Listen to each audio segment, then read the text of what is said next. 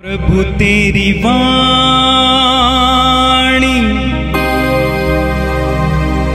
जीवन की रोटी, नयनों की ज्योति,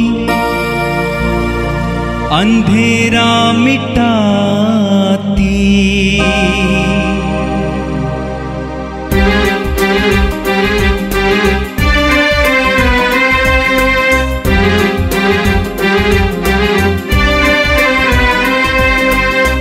प्रभु तेरी वाणी जीवन की रोटी, नयनों की ज्योति, अंधेरा मिटाती। प्रभु तेरी वाणी जीवन की रोटी, नयनों की ज्योति, अंधेरा मिटाती। वाणी वाणी वाणी वाणी वाणी पवित्र है, शाश्वत है, जीवन का मन्ना है। 23 सितंबर बुधवार। पहला पाठ सुक्ति का ग्रंथ, अध्याय 30, वाक्य अंश 5 से 9 तक। ईश्वर की प्रतिज्ञा विश्वसनीय है। ईश्वर अपने शरणार्थियों की ढाल है। उसके वचनों में अपनी ओर से कुछ मत जोड़ो, कहीं ऐसा ना हो कि वह तुमको डांटे और झूठा प्रमाणित करे। मैं तुझसे 2 ही वरदान मांगता हूँ, उन्हें मेरे जीवन काल में ही प्रदान कर। मुझसे कपट और झूठ दूर कर दे। मुझे ना तो गरीबी दे और ना अमीरी। मुझसे अवश्य भोजन मात्र प्रदान कर। कहीं ऐसा ना हो कि मैं धनी बनकर तुझे अस्वीकार करते हुए कहूँ, प्रभु कौन है? अथवा दरिद्र बनकर चोरी करने लगूं और अपने ईश्वर का नाम कलंकित करूं। यह प्रभु की वाणी है। संत लूकस के अनुसार पवित्र सुसमाचार, अध्याय 9, वाक्य 1 से 6 तक। यीशु ने 12 को बुलाकर उन्हें सब अवधूतों पर सामर्थ्य तथा अधिकार दिया और रोगों को दूर करने की शक्ति प्रदान की। तब यीशु ने उन्हें ईश्वर के राज्य का सुसमाचार सुनाने और बीमारों को चंगा करने भेजा। उन्होंने उनसे कहा, रास्ते के लिए कुछ भी न ले जाओ, न लाठी, न झोली, न रोटी, न रुपया। अपने लिए 2 कुर्ते भी न रखो। जिस घर में ठहरने जाओ, नगर से विदा होने तक वहीं रहो। यदि लोग तुम्हारा स्वागत न करें तो उनके नगर से निकलकर उन्हें चेतावनी देने के लिए अपने पैरों की धूल झाड़ दो। वे चले गए और सुसमाचार सुनाते तथा लोगों को चंगा करते हुए गांव-गांव घूमने लगे। ये प्रभु का दिव्य सुसमाचार है। ख्रिस्त प्रभु की जय। मेरे प्रिय भाई और बहनों, आज का पहला पाठ सूक्ति ग्रंथ से लिया गया था, अध्याय 30 से। एक बहुत ही हृदयस्पर्शी यह रोचक वचन हमें मिला। सबसे पहले वचन कहता है, ईश्वर अपने शरणार्थियों की ढाल है। उसके वचनों में अपनी ओर से कुछ मत जोड़ो, कहीं ऐसा ना हो कि वह तुमको डांटे और झूठा प्रमाणित करे।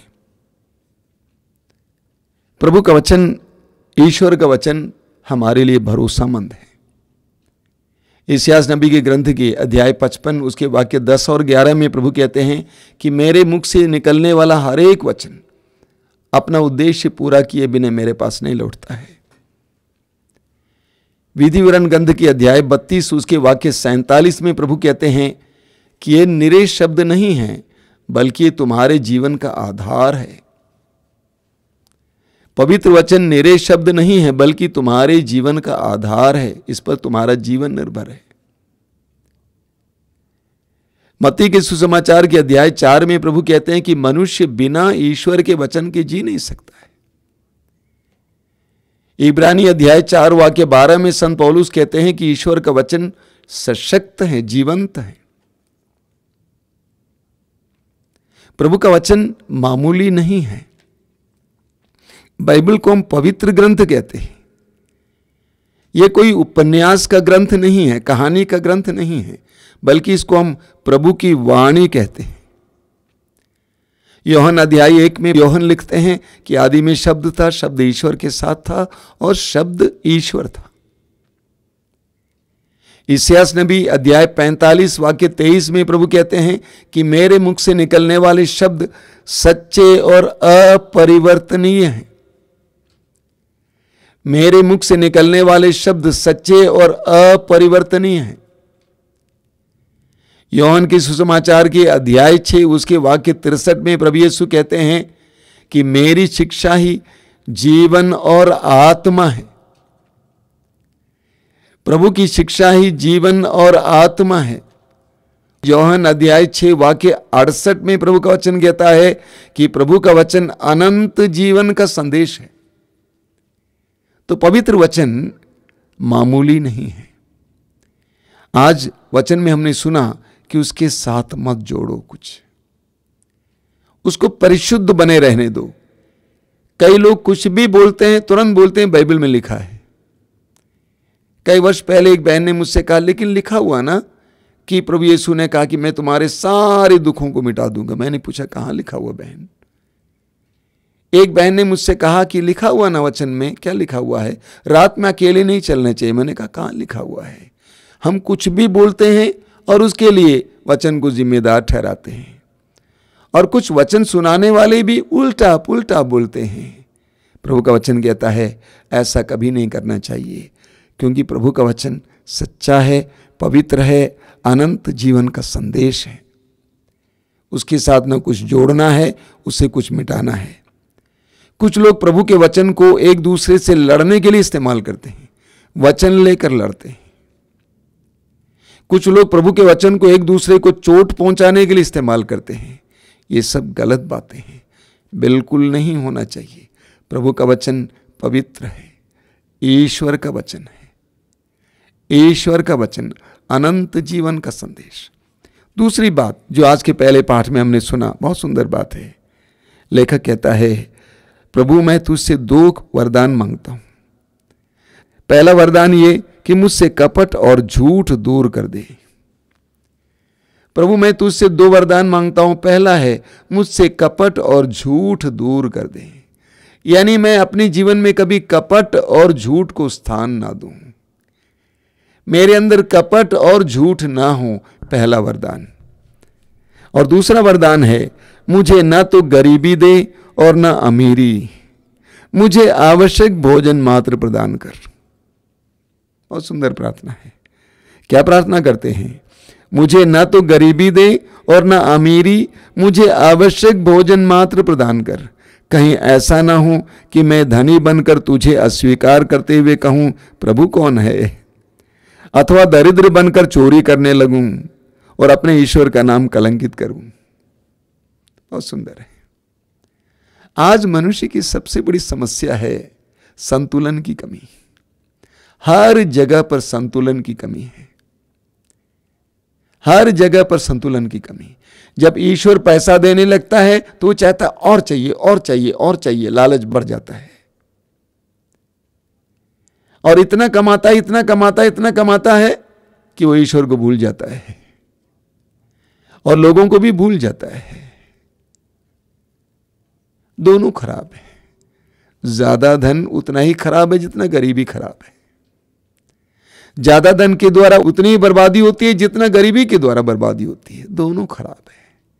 इसीलिए लेखक कहता है कि प्रभु ना तो मुझे अमीर बना ना तो गरीब बना, दोनों के बीच में रख। संतुलन बहुत आवश्यक है, संतुलन बहुत आवश्यक है। हम पढ़ेंगे तिमोथी के पहले पत्र के अध्याय 6 उसके वाक्य 6 में संत पौलुस कहते हैं कि भक्ति से लाभ जरूर होता है, लेकिन उनके लिए जो अपने संपत्ति से संतुष्ट रहते हैं। जो अपनी संपत्ति से संतुष्ट नहीं रहते उनके अंदर लालच बना हुआ रहता है। हमें लूकस के सुसमाचार के अध्याय 12 उसके वाक्य 15 में पढ़ने को मिलता है। प्रभु यीशु हमें चेतावनी देते हैं। वो चेतावनी क्या है? सावधान, हर तरह के लोभ से बचे रहो। सावधान, हर तरह के लोभ से बचे रहो। मनुष्य के पास कितनी संपत्ति क्यों ना हो, वो उसके प्राणों की रक्षा नहीं कर सकती है। किसी के पास कितनी ही संपत्ति क्यों ना हो, वो उसके प्राणों की रक्षा नहीं कर सकती है। पहला तिमोथी अध्याय 6 उसके वाक्य 9 और 10 में संत पौलुस हमें चेतावनी देते हैं कि धन के लालच में मनुष्य के जीवन में कितने विनाशकारी कार्य होते हैं, स्पष्ट शब्दों में समझाते हैं। तो धन के प्रति हमारे अंदर जो मोह है वो हमारे कई दुखों का कारण है। आसमान की चिड़ियों को देखिए, कितने खुश हैं। प्रभु यीशु ने स्वयं शिष्यों से कहा, आकाश के पक्षियों को देखो, कितने स्वतंत्र हैं, कितने खुश हैं। उनके पास उतना नहीं है जितना हमारे पास है।